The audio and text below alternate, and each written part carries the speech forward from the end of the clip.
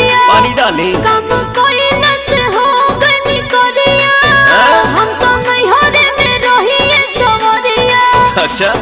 रुसा न करे जा हमर फाटे छोटी छोटी बात पर तू लगा दारू डाटे धनी हो सब धन तोहरे नु बाटे भाभी हो सब हम तोहरे नु बाटे धनी हो सब धन तोहरे नु बाटे भाभी हो सब हम तोहरे नु बाटे भगवती ना लो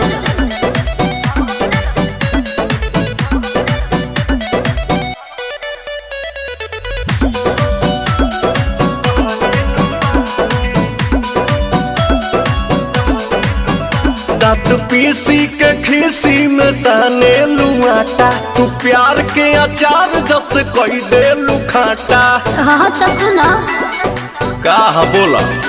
अब तहरा से हम बतियाई बहो राजा मिलने से बड़ी परेशान हम भइली हो दुख झेलने से लागे लू प्याज धक दांत से काट धरा हाई चूड़ी के हाथे धनी हो सब धन तहरे नु बाटे भाभी हो सब हम तोहरे नु बाटे धनी हो सब धन तहरे नु बाटे भाभी हो सब हम तोहरे नु बाटे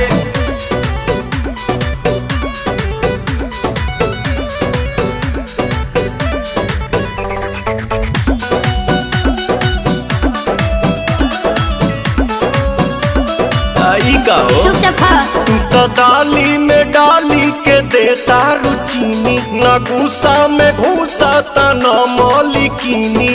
अच्छा और तो अपने से बना के खा